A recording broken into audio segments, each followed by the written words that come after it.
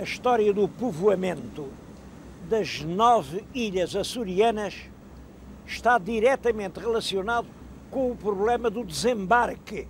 Porque, é claro, havia gente, havia terra, mas era preciso pôr as pessoas em terra.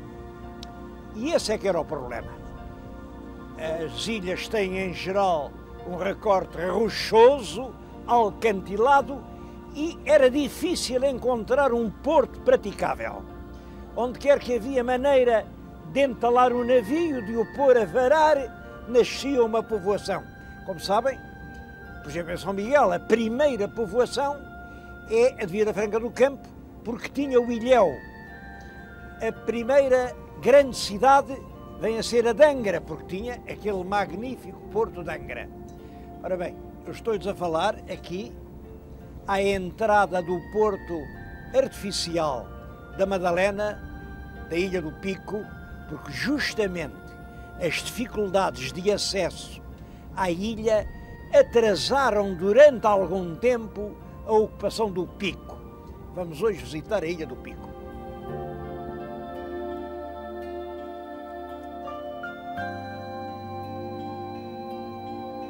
É claro que as ilhas não se povoaram todas ao mesmo tempo, principalmente por falta de povoadores. Não se esqueçam de que nessa altura Portugal teria 1,5 milhão de habitantes. Mal chegavam para lá. Apesar disso, o infante Dom Henrique mandou povoar com pequenos grupos as ilhas, enfim, as 7 ilhas, que ele julgava que eram 7. Aqui, ao Pico, pensa-se que o primeiro grupo organizado de povoadores chegou em 1460 e chegou aqui a este sítio em que agora estou. Como veem, isto não é nenhum porto, isto é realmente assim umas lajes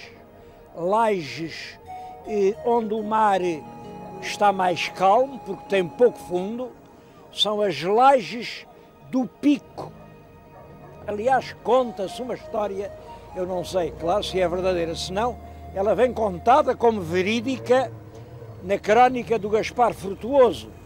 Parece que o tal grupo começava a desembarcar, um homem saltou para os rochedos, era um tal Fernando Álvares, saltou ele e o seu cão, um belo cão, mas nesta altura o mar levanta-se, muda o tempo, os outros têm medo que uma tempestade despedace o batel contra os rochedos e vão-se embora. E o bom do Fernando Álvares, com o seu cão, teve que ficar aqui na ilha sozinho durante 1 ano. Só no ano seguinte, na altura das marés tranquilas, é que voltaram. Eles vinham da terceira, instalaram-se aqui nas lajes do Pico, e esta terra que estamos a ver, que está na nossa frente, esta rua que se vê, vai exatamente do lugar do desembarque em direção ao interior, foi a primeira vila da Ilha do Pico. O rei Dom Manuel, em 1500, deu-lhe Foral. Parecia que estava destinada a ser a capital da ilha. Foi realmente uma terra importante, ainda hoje é, a cabeça de concelho, exatamente por ser a vila primogénita, e foi durante muito tempo a capital açoriana da pesca da baleia. Ainda hoje há aqui muitas recordações do tempo da baleia. Há 2 museus dos baleeiros, há velhas fábricas paradas, bem, mas hoje já ninguém pesca a baleia. Há aí umas empresas que levam os turistas até ao longe, quando se vê passar um cachalote, é uma festa. Bom, e vê, ainda se vê muita vez.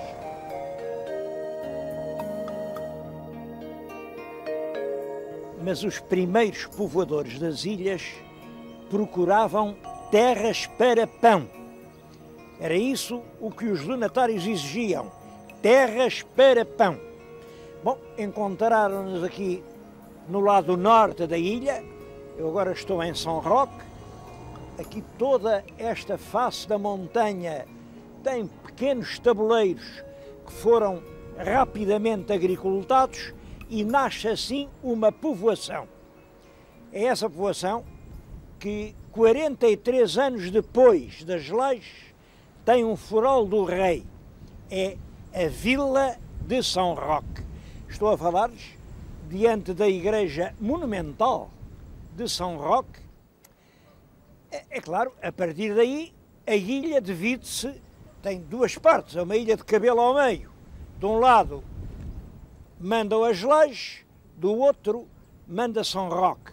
São Roque é a capital do norte, as leis a capital do sul. Quanto a São Roque havia de facto um ponto fraco, muito fraco. É que isto não tem maneira de varar um navio. Não tem um porto, não tem uma calheta.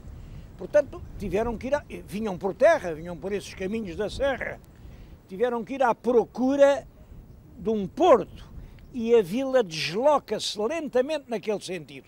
Vamos agora ao porto, hoje chamam-lhe Porto do Pico, realmente era o Porto de São Roque.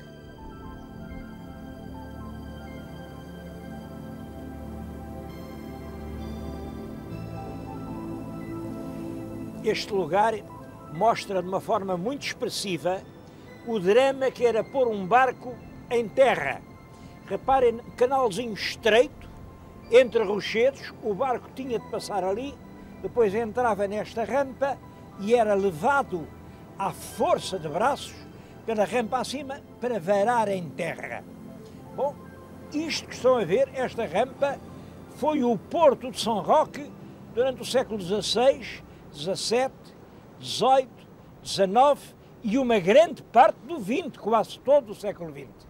É já de há pouco tempo a construção daquele porto artificial, onde agora vem atracado um grande navio mercante e onde já qualquer navio pode atracar. Mas isso é já das últimas décadas. Aqui em São Roque há uma coisa engraçada, é que se virem bem, está ali uma estátua. De quem será a estátua? Eu pensei que era do São Roque. Não é do São Roque. É del rei Dom Dinis. Dom Dinis, o lavrador. Não sei que ideia foi essa de pôr aqui o Dom Dinis. Como sabem, o nosso Fernando Pessoa chama-lhe o plantador de naus a ver. Quer dizer, o homem que sonhou com os descobrimentos. Não sei se a ideia era essa ou se era outra, um bocado mais buçal. É que a Ilha do Pico, o nosso infante Dom Henrique, deu-lhe o nome de Ilha de São Dinis. Bom, e é possível que fosse por causa do São Dinis que fizeram o Dom Dinis. De qualquer maneira, os navegadores chamavam a Ilha do Pico e o pico via-se ao longe. O pico é muito mais alto que a estátua do Dom Dinis. Continua a ser a Ilha do Pico.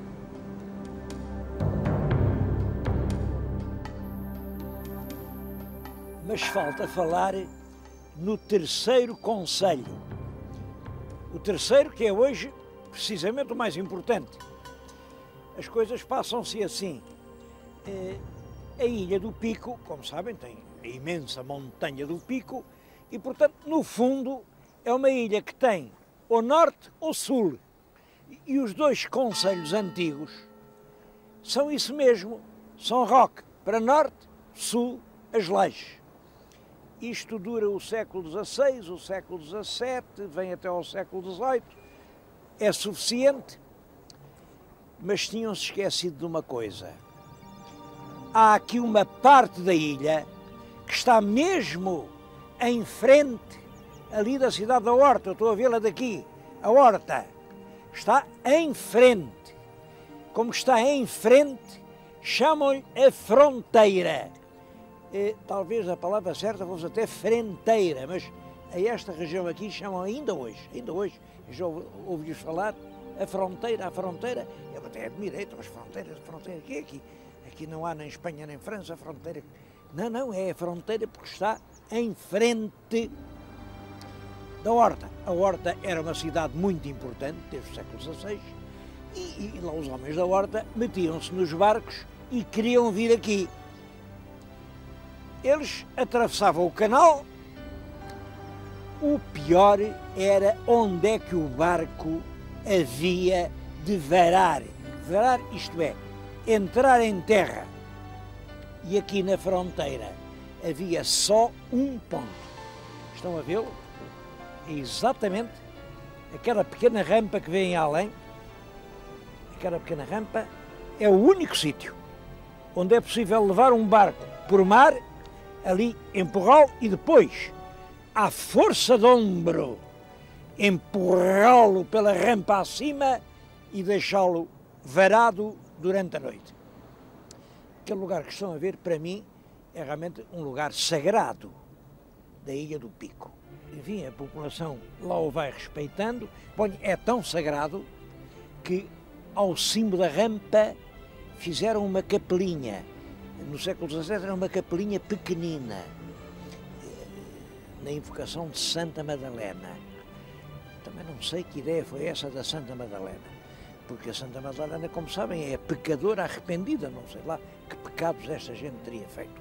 Agora, no século XIX, isto já tinha aumentado muito, muito por causa do vinho, e portanto a pequena capela fizeram aquela igreja, enfim, uma igreja um bocado novo rica e tal, mas representa o culto da santa à qual os marinheiros iam agradecer a Deus ter atravessado o canal e ter podido varar o seu navio.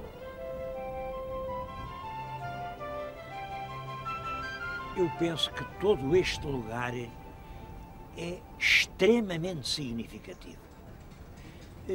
Não sei se os senhores telespectadores veem, eu estou a falar-lhes aqui junto, é assim um pedaço de muralha, mas não é grande, é uma coisa curta, tem aqui a pedra que sai para fora. Isto é um quebra-mar.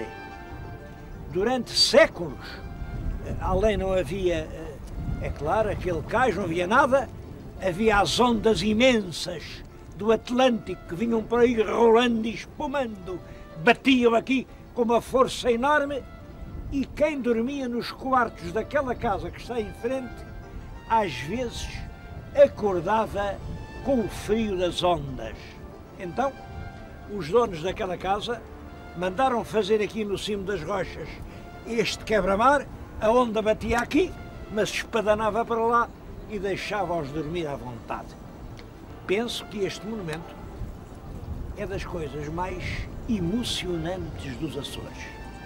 Eu sei que aqui há umas dezenas de anos houve um projeto, imaginem, de o deitarem abaixo, para fazerem aqui uma esplanada para um café, isto é, não entender o valor da história, o que há de heroico na história açoriana é a luta dos homens contra a força do mar. E é isso que este quebra-mar quer dizer. Bom, aconteceu que a ilha estava dividida ao meio, pois claro, ao norte era São Roque, ao sul era as Lajes.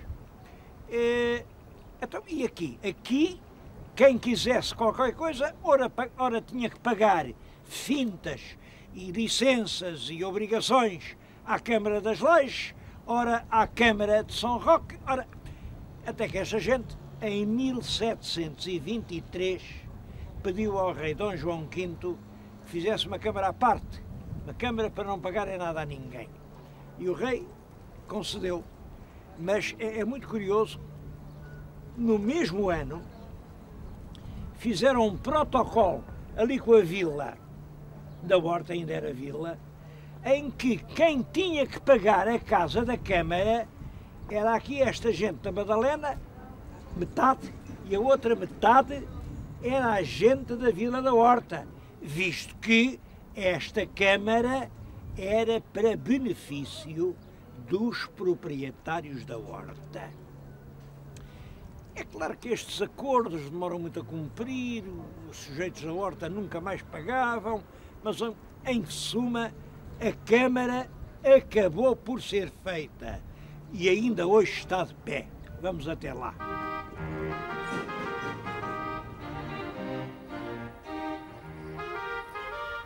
Reparem naquele brasão. É uma peça única em todo o nosso país.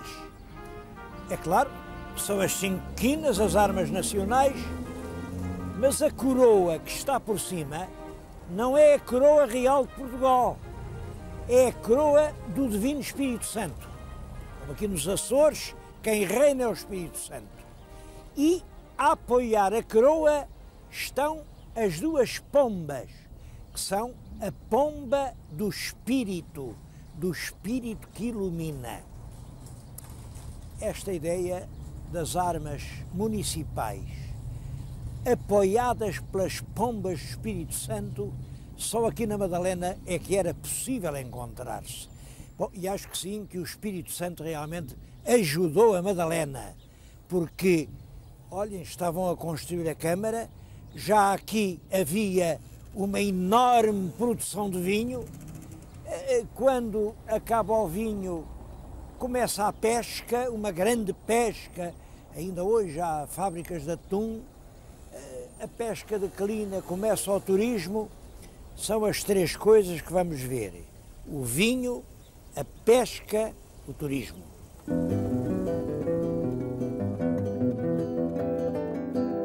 A primeira riqueza da terra é a do vinho. Isto é uma terra pobre, não é terra para pão, é mesmo uma terra sem água, mas é terra para vinho.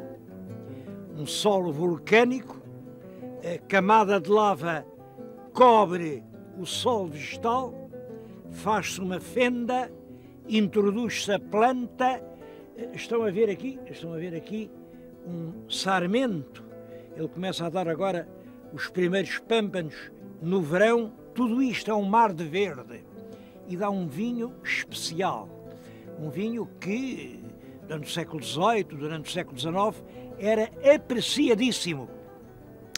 Os habitantes da ilha têm um grande orgulho em dizer que era o vinho que ia à mesa do czar da Rússia. É verdade que na Rússia se bebia vinho açoriano da Ilha do Pico, na Rússia e em muitos outros lugares do mundo. Sei que isto, no século passado, atingiu uma produção muito grande, mais de 20.000 pipas por ano. Depois vem a praga do oídium, matou as vinhas todas. É nessa altura que a ilha conhece uma grande decadência, mas hoje volta a desenvolver-se o vinho, com castas novas. Claro que já não há nada como 20.000 pipas, mas na adega regional fabricam-se e exportam-se centenas de pipas de vinho do Pico, de marcas com muito prestígio, e continua a ser uma marca que figura entre os melhores vinhos do mundo.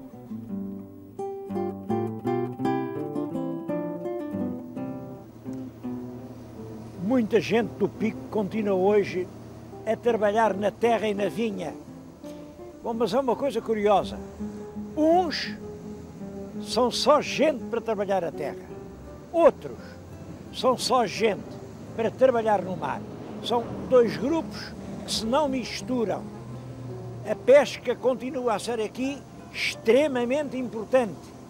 Estou aqui no meio de traineiras que andam sempre no mar. É um mar muito rico de peixe. Dá aqui a brótia, o congro, a garopa, o boca negra, o gorazo, o sargo, a salena, a bacora. Enfim, uma grande parte do peixe que nós saboreamos lá na metrópole é pescado aqui na água dos Açores. Em todo caso, a pesca mais importante é a do atum. Aqui, à volta desta ilha, há muito atum. Ainda há uma fábrica de conservas de atum. Pouca gente sabe que uma grande parte do atum consumido em Portugal é fabricado aqui nesta Ilha do Pico. Eu não sou um entendido, mas não queria deixar de dizer que provei realmente esta conserva, que me pareceu diferente de tudo o que eu conhecia. Bom, isto é um atum acabado de pescar, imediatamente transformado em conserva, é uma das mais caras conservas que estão à venda em Itália e, apesar de tudo, quando vai para lá, esgota-se imediatamente. É a melhor conserva que aparece no mercado italiano. A mim, que tenho ultimamente falado em conservas e que sei que a nossa indústria conserveira não está realmente nos seus melhores dias, podem crer, é uma alegria para mim chegar aqui à Ilha do Pico e encontrar uma conserva tão boa e com tão grande prestígio do mundo. O terceiro grande trunfo da Madalena, mas esse é claro que é comum a toda a Ilha do Pico, é o turismo. Nesta ilha está a maior montanha portuguesa, tem 2.351 metros, portanto, mais de 350 além da nossa famosa Serra de Estrela. Além de que é um lugar com uma vista deslumbrante. Pode subir lá acima, não é assim uma coisa impossível, não é, é claro que é trabalhoso e vale a pena, porque em dias claros avistam-se as ilhas dos Açores, do Grupo Central, todas aqui à volta do pico. Podem crer que é das mais belas vistas que alguém pode avistar. E turismo não é só o pico. Estas terras são realmente lindíssimas. Eu penso que esta ilha e todo o arquipélago tem direito, no turismo do futuro, a ocupar um lugar cimeiro, um lugar de primeira fila. Apesar de que eu julgo que o turismo no futuro vai ser uma batalha muito disputada. Ninguém vai dar nada a ninguém. Vai ser o petróleo do século XXI. Bom, estou a dizê-lo porque penso que se soubermos lutar pelo que temos, os Açores terão uma grande posição no turismo do futuro. Isto realmente são ilhas, são 9 ilhas, que são 9 mundos diferentes. Bem, mas quando falo nos Açores há sempre uma coisa que me apetece dizer, é que a grande riqueza dos Açores não está nem na história, nem na pesca, nem no mar, nem no futuro, nem no turismo. Está na gente. O meu antigo amigo Vitorino Nemésio dizia que aqui os desta ilha, os picoenses, eram a nata dos açorianos. Bom, e os açorianos não gostavam lá muito que ele dissesse isso. Bom, e com razão. Mas é no mesmo espírito que eu vou dizer que os açorianos são a nata dos portugueses. São uma gente excepcionalmente válida. Eu estou-lhes a falar de uma ilha relativamente pequena. A ilha toda tem agora 15 mil habitantes. Pois bem, daqui já saíram 5 bispos, e 5 bispos ilustres. Bom, toda a gente sabe o cuidado com que a Igreja escolhe o seu pessoal. Isto de ser bispo não é bem o mesmo que ser político, não é? Pois bem, o primeiro bispo de Macau, Dom Paulino, o patriarca das Índias, Dom José da Costa Nunes, depois o Dom José Albernaz também foi patriarca das Índias, o Dom Jaime Goulart, também bispo, esse foi o primeiro bispo de Timor, o Arquimínio da Costa, igualmente bispo em Macau. Reparem, 5 prelados, e 5 prelados muito notáveis, todos nascidos aqui nesta pequenina ilha. Falo de prelados, podia falar de gente do governo, de presidentes da República. É como o Dr. Nemésio dizia, se os picoenses são a nata dos Açores, os Açores são a nata do nosso país.